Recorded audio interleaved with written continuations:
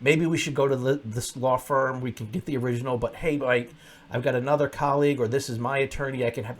No, that attorney is in there.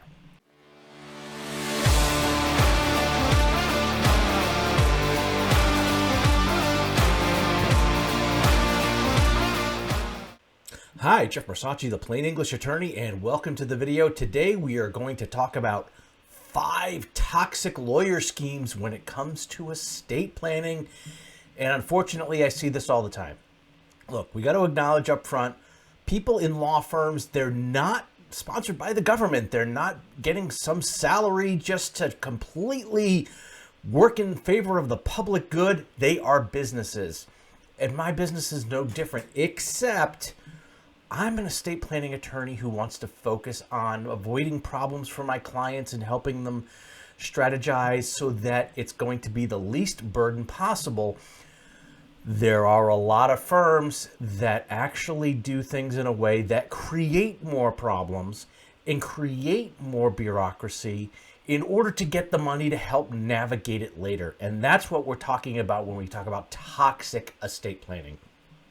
So let's go ahead and jump into it. And the first one, the very first toxic lawyer scheme is, oh, you don't need a revocable living trust. Revocable living trusts are overrated. They don't really do anything. Or, hey, your estate isn't large enough to consider using a revocable living trust. Look, revocable living trusts are incredibly effective at avoiding probate.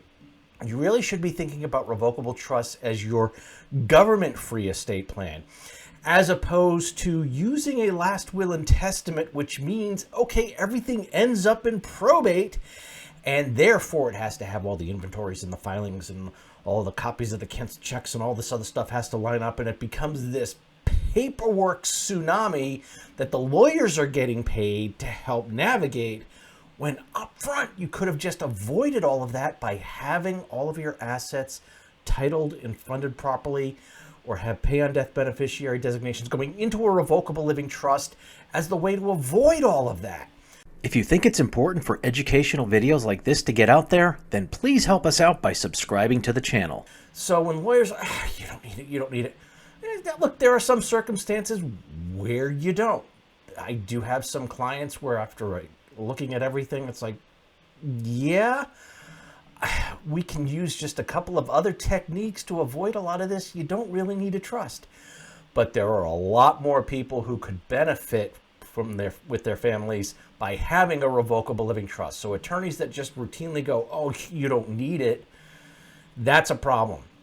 They're just looking to get money down the road from handling all of the probate work for the family and go, oh, well, yeah, this is just the way it is.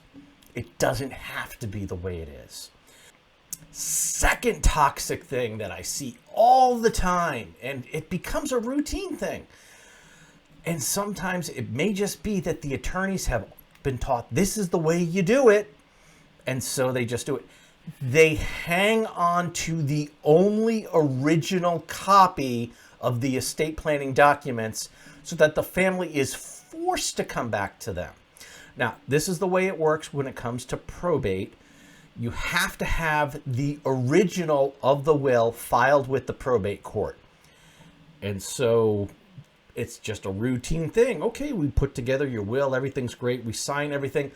Oh, as a courtesy, we will hold on to that only original copy. Here's your unsigned copy with the stamp original on file with this law firm. And it's just a way to make sure that the family has to come back to them. Now, the way we do it in my law firm, we do duplicate originals.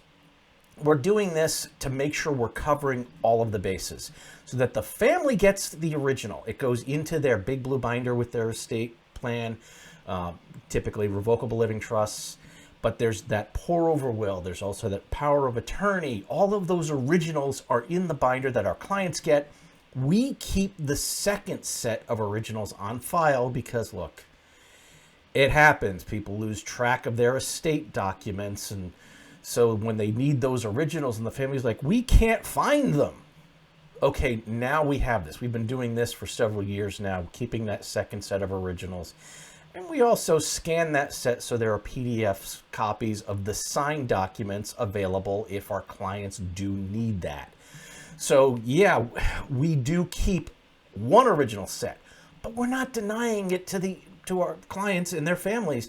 It's going to be in their binder. So there's really no reason not to execute documents in duplicate so that your clients are getting the original. So it just becomes this, again, a money-making scheme to just say, all right, we're going to keep your only original set and make it sound like they're doing you a favor. Now, like I said, this just may be the way the lawyers were taught from the larger firms. Oh, this is what you do. It's a standard practice. This is how we handle. No, it's a standard business practice.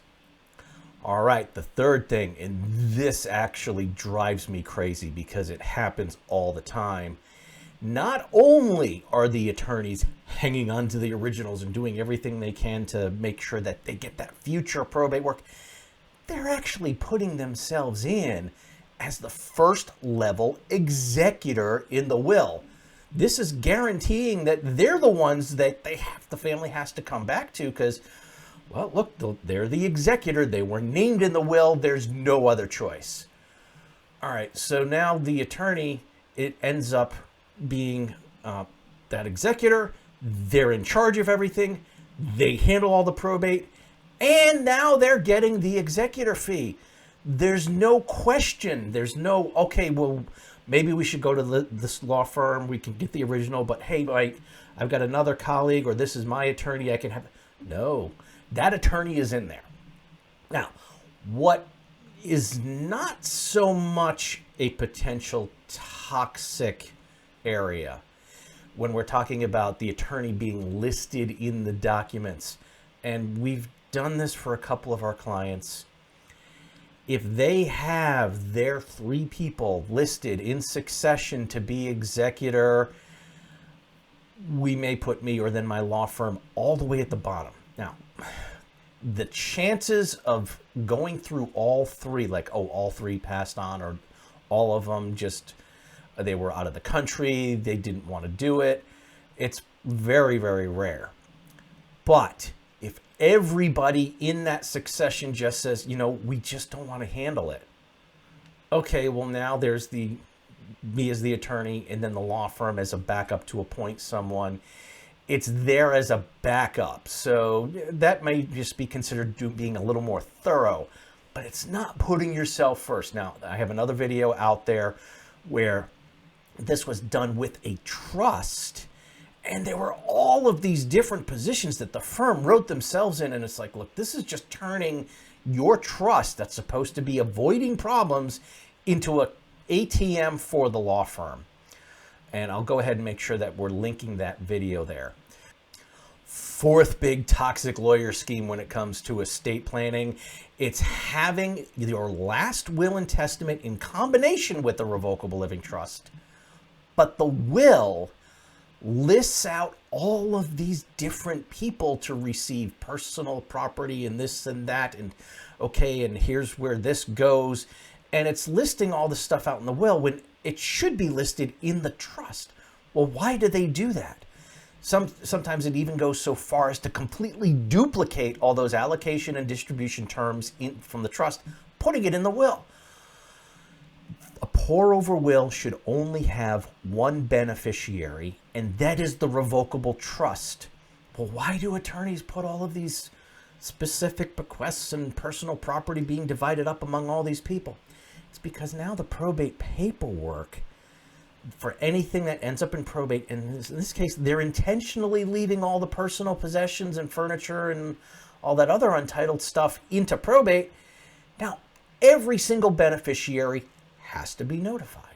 Every single beneficiary has to have an accounting of what they're getting. Every single beneficiary has to sign off at the end that they're satisfied that probate has been administered properly, and so it's creating a whole bunch of paperwork that's not necessary for what may be a very relatively small amount of the estate. But now they're charging by the hour to handle all of that stuff. Look, with a quote, a pour-over will. That's what you should be having with a revocable living trust. The trustee is the person who signs off on all of it, and it's only that one person. The other thing is this is also putting at risk the privacy of the beneficiaries, because now the names and ages and addresses of all the beneficiaries have to be listed in the probate documents, which means now it's open to the public and everybody can see, oh, they're getting this, but wait, there's a revocable living trust. There might be a whole lot more money there. Let's put them on our marketing lists. It's just completely and totally unnecessary, but it's being put in there to generate that paperwork for the law firm and for the attorney down the road. The fifth big thing, and this is just so common, and it's basically, well, okay, maybe it's a little over-exaggeration to say it's criminal, but look, it really is toxic. Okay, we're going to set up this revocable living trust for you. That's it. Okay, great. Document signed. You're good to go. Well, no. What about funding the trust? What about making sure the assets line up with the trust? Basically, I've used this analogy in the past, and it really, really fits. When we're putting together a revocable living trust, it's like we're building you the ultimate suitcase. And so that suitcase is there for your final trip. And what happens if you get this great suitcase, you get on the plane, you've checked the luggage, you get to your destination, and you open up the suitcase, and there's nothing in it? That's not the suitcase's fault. It's because you didn't pack it.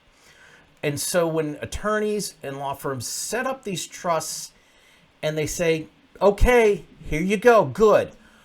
Or they give you this little document just to cover themselves saying, okay, here's the things you need to do. You need to fund your trust. And they just hand it to you, or they put it in the binder and they don't talk about it. Now suddenly you think okay, I've got this trust, I'm avoiding probate, and everything ends up in probate anyway. It's, oh, well, look, they didn't fund their trust. Here's the instruction. I'm sorry, we're basically going to have to do all of the probate work because they didn't fund their trust, and we never really told them to do it. Part of the process that we use when we're doing estate planning is we run through getting the documents set up, and then after the signing meeting, we schedule a very specific funding meeting where we run through all the assets, and can review what it takes to make sure that it gets funded the right way. And we put together specific instructions in a spreadsheet. Here's what needs to happen for each of the accounts that we reviewed, and give it to our clients. So now they actually have a checklist and they understand that funding the trust is necessary. Also, we can go ahead and put in that we have freetrustcourse.com has all of the information in my book, Estate Planning Basics. A full chapter is devoted to funding the trust. And the lawyers that are out there who just want to make sure that they're getting the probate work, they're not talking about funding the trust, and they're doing it intentionally because they want the probate work down the road. So those are 5 toxic lawyer schemes when it comes to estate planning. If you can think of any others, please go ahead and put them in the comments, and please consider becoming a member. It helps support what we're doing. You end up getting a bunch of perks, including at one level, we're doing exclusive monthly webinars for our YouTube members, as well as people who are signed up for our Peace of Mind program, and they have the Client Resource Center. Consider doing that to help keep this information out there. All right, so as I always tell my clients, please stay safe, plan ahead, and enjoy life, and whatever you do, make it a great day.